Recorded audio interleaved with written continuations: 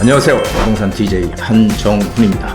자, 오늘의 부동산 이슈는요, 많은 분들이 지금 궁금해 하시죠. 자, 대책 627 6월달에 627 대책부터 97 대책 그리고 11호 대책까지 세 번의 대책이 나오면서 앞으로 과연 시장 상황은 향후 부동산 시장은 어떻게 될까, 여기에 대해서 상당히 지금 궁금증을 가지고 계십니다. 그래서 질문으로 여러분들이 궁금하시는 그런 것들을 좀 풀어보는 시간을 준비했습니다. 11호 대책 시행 이후 올해 아파트 월세 상승률이 10년 만에 최고치를 기록했습니다. 과연 그 원인과 전망은 무엇일까요?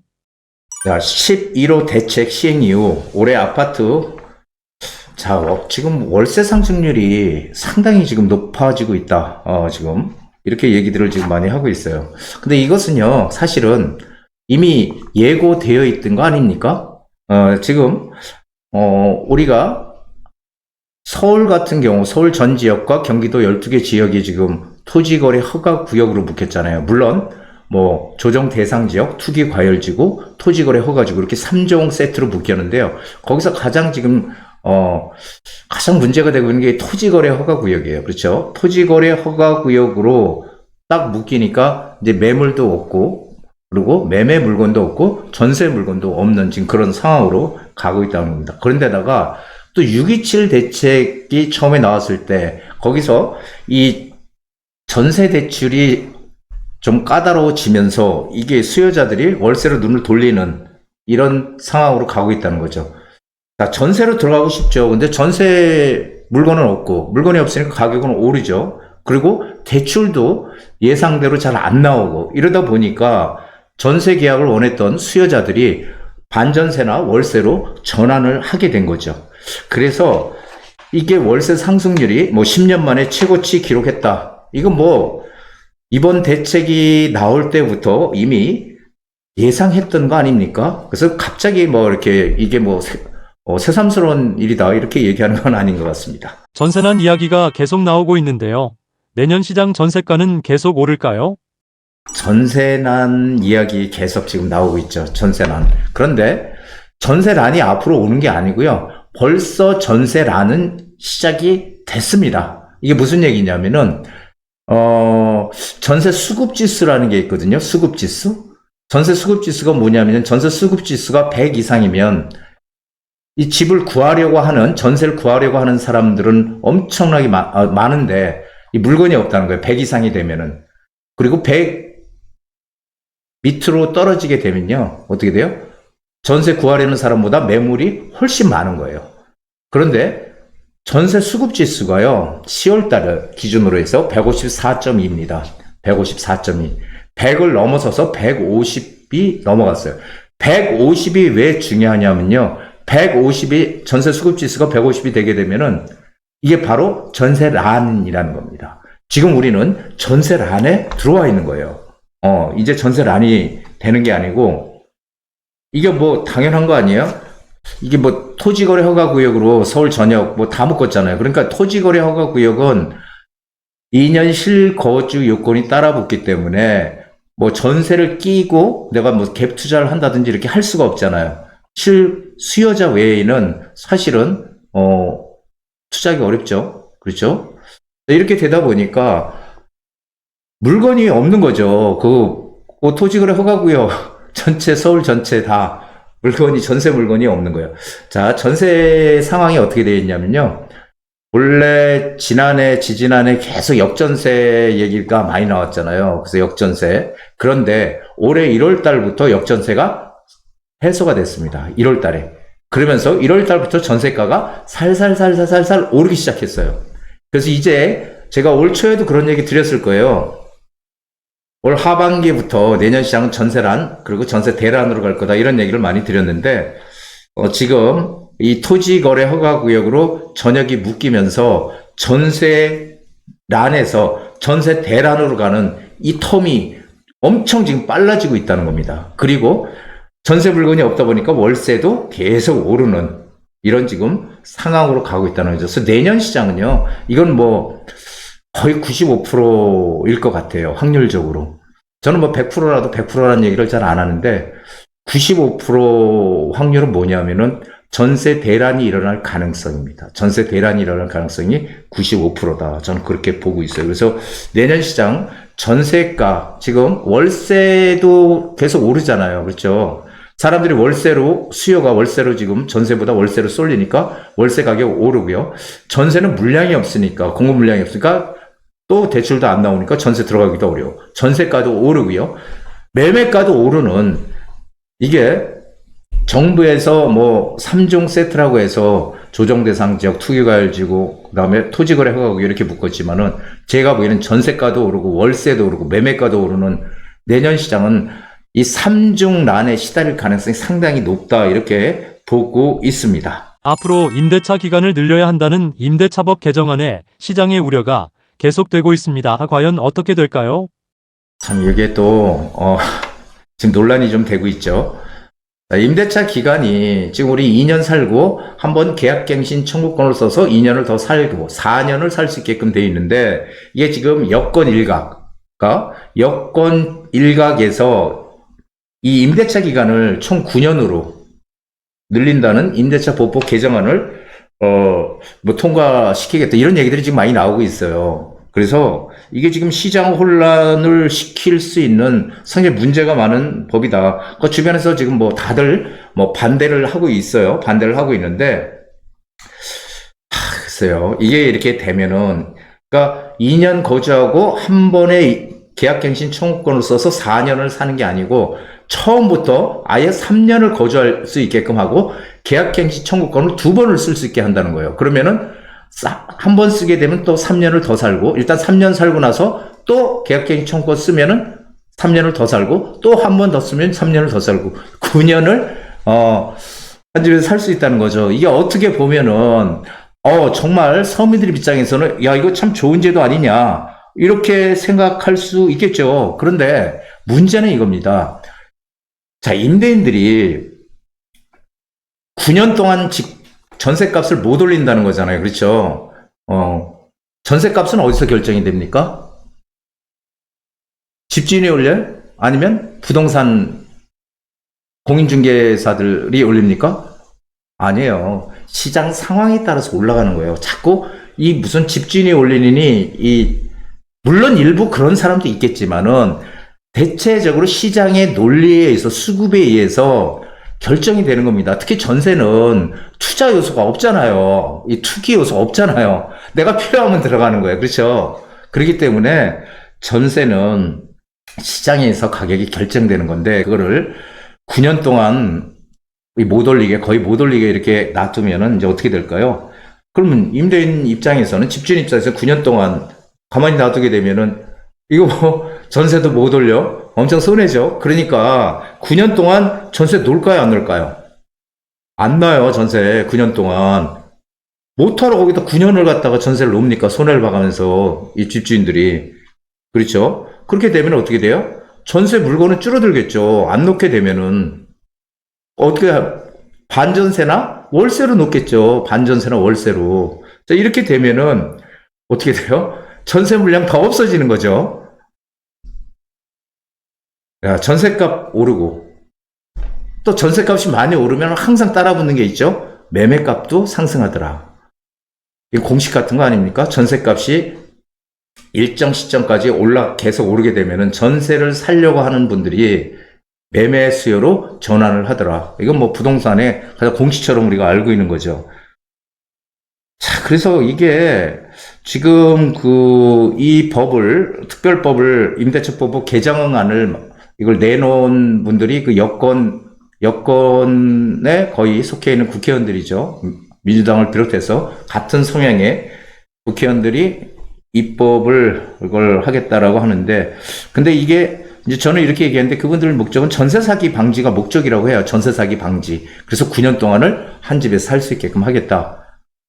그런데요, 이게 저는 큰 문제라고 생각해요. 이렇게 되면은 이게 전세가 물량도 없어지고 자칫하면 전세가 소멸이 될 수 있거든요. 그래서 전세가 소멸이 되면은 누가 가장 피해를 입을까요? 돈 많은 사람이 피해를 입을까요? 돈이 없는 사람들이 피해를 입을까요? 가장 피해를 입는 거는 서민들이에요. 우리가 경제 위기가 왔을 때, 외환위기나 금융위기 이런 것들, 경제위기, 경제에 큰 충격이 가해졌을 때 가장 피해를 입는 측은 서민부터 피해를 입는 거예요. 부자들이 피해를 입는 게 아니고. 그래서 전세 제도라는 거는 정말 유용하게 우리나라만 있는 고유 제도다 이렇게 얘기하지만 자꾸 전세 사기 문제 때문에 전세 사기 때문에 이 전세 제도의 자체를 부인하려고 하는 그런 움직임은 바람직하지 못하다는 거예요. 전세는 정말 유용한 제도입니다. 임대인의 입장에서는 전세금을 받아서 그 돈을 굴려서 내가 좀 더 돈을 굴릴 수 있는 다른 데 투자를 하거나 굴릴 수 있는 여건이 되는 거고요. 세입자 입장에서는 전세금을 나갈 때 되찾잖아요. 그러니까 열심히 저축을 해서 내 집 장만하는 주거의 사다리로 썼던 거고요. 서로 이해관계가 맞아 떨어져서 이 전세 제도라는 게 여태까지 존속이 돼 있는 건데 이게 없어지면 서민들이 가장 피해를 보는 거죠. 자, 규제 역설이라고 제가 항상 말씀드리잖아요. 선한 마음을 가지고 정부에서 정책을 만들고 좋죠. 아주. 그런데 항상 그 뒤에 그 결과가 어떻게 될지를 우리가 정확하게 연구를 하고 분석을 해서 이 대책을 내놔야지 그냥 듣기 좋고 보기 좋다고 내놓으면 안 된다는 거예요. 이게 후폭풍이 많이 이렇게 크다면. 그래서 저는 이런 것들은 시장을 혼란시키고요. 임대인, 임차인들 전부 정말 둘 다 문제가 생기는 제도입니다. 선진국들 보면은 그렇잖아요. 뭐 독일이나 프랑스 이런 데 보면은 세입자를 구할 때도 개인 신산 정보나 뭐 반년치 월급, 명세서 그런 걸로 면접을 보고 면접에 통과돼야지 들어가는 거 아닙니까? 그래서 이렇게 되면 더 이제 사람 구할 때도 정말 이것저것 다 봐가면서 사람 구할 거 아니에요. 세입자도. 서로 피곤한 거죠. 사실은. 그래서 참 이거는 아마 통과되기 참 어려운 그런 법이다 이렇게 생각이 됩니다. 그렇다면 이번 부동산 규제에서 빠진 비규제 지역에 앞으로 풍선 효과가 이번에는 없는 걸까요? 이번에 참 규제 지역에서 빠진 지역들 있잖아요. 경기도 그리고 또 이제 뭐 지방시장 빠져 있으니까. 근데 이제 항상 풍선 효과라는 거는 그 지역에 바로 가까운 곳 주변에서 풍선 효과가 생기죠. 용산에 뭐 아시다시피 용산 강남 상구를 딱 토지거래 허가를 묶으니까 풍선 효과가 어디로 생겼어요? 마포, 성동구, 뭐 광진구 이런 쪽으로 풍선 효과가 생겼다는 거 아닙니까? 그래서 강동구 뭐 이런 쪽으로. 그래서 이 풍선 효과는 분명히 있어요. 근데 이번 규제에서 뭐 경기도도 빠져있는 지역들이 있잖아요. 서울에서 가까운 데가 경기도니까. 그래서 이 비규제 지역, 빠져있는 지역의 풍선 효과. 근데 별로 그렇게 풍선 효과가 뭐 막 생기고 있다 이런 기사 별로 이렇게 접하지 못하죠. 그렇죠. 지금 당장. 그런 것 같습니다. 그래서 풍선 효과는 분명히 저는 생긴다고 봐요. 왜 생긴다고 보냐면은 수요가 있기 때문에 그렇습니다. 지금이 제가 항상 말씀드리는 거지만 집값이 오를 수 있는 요소가 더 강하냐 아니면 집값이 떨어질 수 있는 요소가 더 강하냐를 봐야 되는데 지금은 집값이 오를 요소만 강하다는 거예요. 떨어질 요소는 별로 없고 뭐 경제가 안 좋다? 이런 얘기들 하죠. 경기가 안 좋은데 무슨 집값이 오르냐. 근데 가만히들 한번 생각해 보십시오. 우리 한 10년 동안에 10년 전부터 지금까지 야, 경기 너무 좋아. 경기 좋아서 아주 살맛나? 이런 얘기 하는 거 들어본 적 있으십니까? 저도 한 번도 못 들어봤어요. 항상 매년 내년이 되면 또 경기 어렵네. 계속 경기 어렵다는 얘기만 들었지 경기가 잘 돌아간다는 얘기 한 번도 못 들었어요. 그러니까 그런 얘기는 하지도 마시고 지금은 이 금리 인상이라는 하나의 커다란 흐름 그리고 공급 부족이라는 현실적인 인식 이 두 개가 같이 겹쳐 있다는 거예요. 그러다 보니까 집값이 오르지 않을래야 오르지 않을 수 없는 그런 상황이라는 거죠. 그렇기 때문에 수요가 항상 존재하는 겁니다. 그래서 풍선 효과가 생기는 거예요. 그런데 지금 얘기가 별로 없죠. 근데 이 풍선 효과는 이번 생각해 보세요. 풍선 효과라는 건요. 생길 거예요. 그런데 조금 차별적으로 생길 거예요. 그러니까 뭐 입지 조건에 따라서 차별적으로 생긴다. 이게 무슨 얘기예요? 서울과 접근성이 가까운 곳, 서울과 접근성이 가까운 곳, 그런 곳들은 풍전 효과가 생길 거예요. 근데 예를 들어서 평택시 같은 경우는, 평택 같은 경우는 풍선 효과가 안 생겨. 그 왜 그럴까요? 그래서 보니까 평택은 공급 과잉이에요. 그러니까 이게 공급 과잉 때문에 지금 시장이 정말 안 좋은 거예요, 평택이. 그러니까 2023년, 22년 이후로 계속 공급이 한 3년 동안 내리돼가지고 경기도에 한 10,000가구 이상 분양한 유일한 지역이 평택이거든요. 그러니까 평택 같은 데는 공급이 너무 많아서 아직 그 물량을 소화를 못하고 있기 때문에 지금 풍선효과가 안 생긴다라는 거고요. 반대로 이제 우리 그 김포 풍무동 같은 경우는 풍무 역세권이죠. 그쪽은 조금 아직도 뭐 미분양이 있다고 하지만 미분양이 지금 어쨌든 사람들이 자꾸 왔다 갔다 하고 뭔가 조금 온기가 돈다. 방문객도 몰리고 그래서 미분양도 해소되고 이게 좀 프리미엄이 붙지 않을까? 또 이런 생각들을 지금 하고 있다고 해요.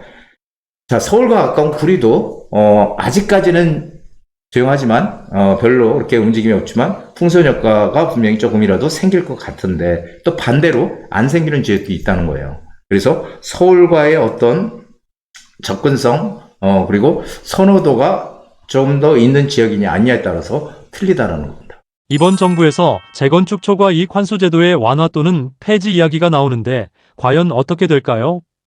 정부에서 지금 요번에 11호 대책으로 인해서 여기저기서 불만이 많이 터져 나오니까 그 불만을 좀 누르기 위해서 이런 얘기를 했죠. 재건축 초과이익 환수 제도를 완화시키거나 폐지하는 게 어떤가 이런 얘기가 나왔다고 합니다. 제초한 폐지냐 완화냐 여러분들은 어떤 걸 원하십니까?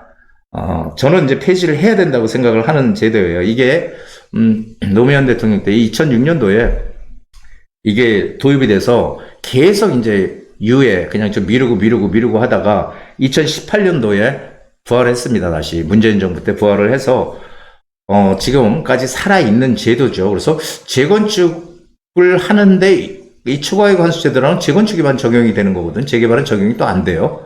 똑같은 그런 형태로 진행을 하는 건데도 이 아파트, 낡은 아파트 부숴서 새 아파트 짓는 재건축에만 적용이 된다는 거. 이것도 조금 뭔가 이상하죠. 그런데 이 재초안은요, 한마디로 이익이 나중에 준공이 됐을 때 이익이 8천만 원까지는 인정해주겠다. 8천만 원.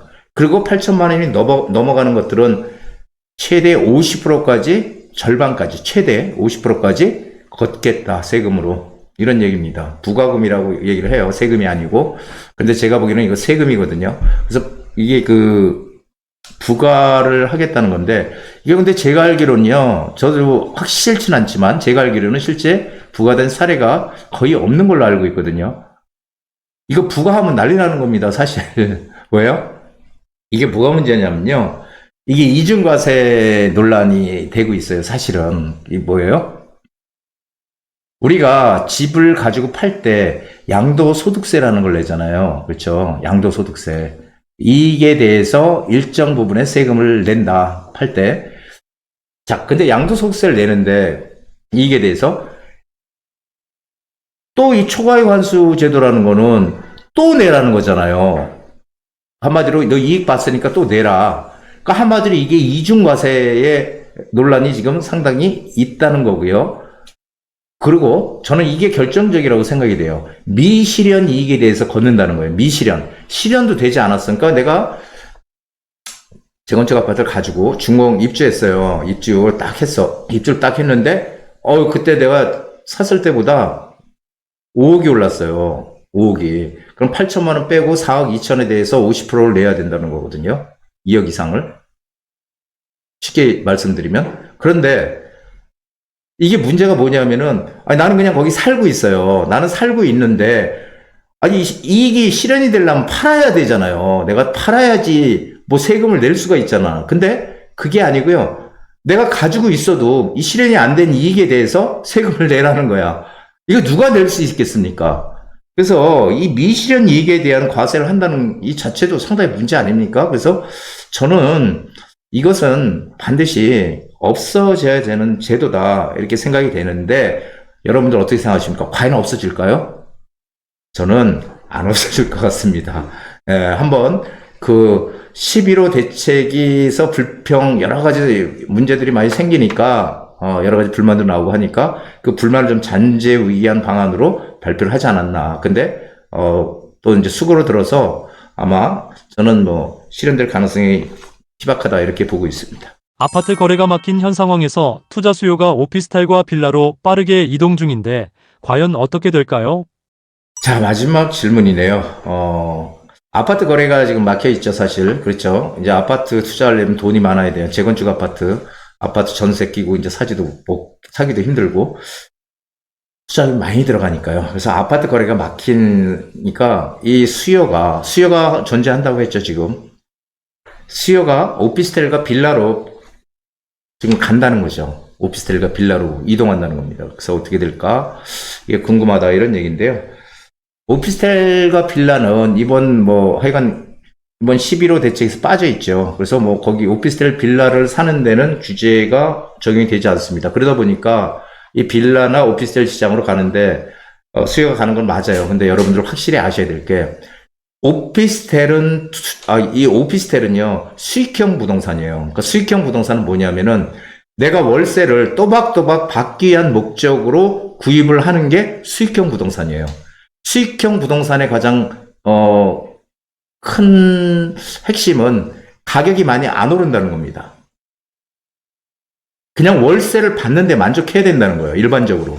물론 강남의 초호화 오피스텔 평형 큰 오피스텔 올라요 안 올라요? 오릅니다. 강남은. 하지만 그 외에 대부분의 지역은 오피스텔은 그냥 수익형 부동산이다라고 생각을 해야지 오피스텔을 투자해서 가격을 많이 띄어가지고 이거는 불가능하다 이렇게 생각하시면 됩니다. 자, 그렇다면은 사람들이 투자를 하려면 지금 어디로 가요? 빌라 시장으로 가는 거예요. 빌라 시장, 재개발 빌라 시장으로. 이건 제가 이렇게 말씀드리니까 신문 기사를 이렇게 보더라도 지금 재개발 빌라 시장 쪽으로 수요가 많이 지금 간다는 것도 기사가 꽤 나오고 있습니다. 그럴 수밖에 없죠. 재건축 아파트는 가격이 비싸고, 그렇죠? 재건축 진행하는 아파트들은. 그리고 어떻게 대출 받기도 힘들고 들어가기 어려워요. 근데 빌라 시장은 그렇지 않거든요. 전세 끼고 투자를 할 수가 있어요. 빌라 시장은 한 2, 3억이면 투자가 가능해요. 그러니까 이 빌라 시장으로 사람들이 지금 진입을 하더라. 물론 재개발을 진행하는 그런 지역에 빌라 시장으로 진입을 한다는 겁니다. 자, 그렇다면 우리는 오피스텔과 이 빌라 시장 어느 쪽으로 우리가 투자 수익을 내려가야 될까요? 당연히 빌라 시장으로 가야 됩니다. 제가 항상 말씀드리지만 정부의 정책 방향은 뭐예요? 공급을 늘리겠다는 거죠. 그럼 공급을 늘릴 수 있는 방법은 뭐죠? 낡은 아파트 부숴서 새 아파트 짓는 재건축, 낡은 달동네 부숴서 빌라나 단독주택 밀집 지역을 철거해서 부숴서 아파트 짓는 재개발. 그냥 쉽게 이렇게 제가 말씀드리거든요. 자, 그러면은 이 낡은 빌라나 단독주택 부숴서 새 아파트 짓는 이 재개발 시장은요, 아직까지 입지가 좋은 곳에도 아파트가 안 지어지고 빌라 밀집 지역, 단독주택 밀집 지역으로 있는 그런 지역들이 있단 말이에요. 아직까지 우리는 투자할 기회가 있거든요. 그런 지역들로 지금 사람들이 몰린다는 겁니다. 그래서 지금 신축 빌라 같은 경우는 시세 가치가 지금 엄청 커지고 있다. 신축 빌라는 사기도 어렵다, 이제 점점. 그런 얘기를 드리는 겁니다. 그래서 빌라 시장이 내년에도 우리가 소액으로 들어갈 수 있는 시장은 분명히 같다라고 말씀을 드리고 싶습니다. 그래서 그쪽으로 수요는 갈 것이다라고 정리를 하겠습니다. 한정훈의 부동산 DJ에서는 여러분들의 고민을 기다립니다. 영상을 보시고 투자에 관심 있으신 분은 지금 바로 연락 주시기 바랍니다.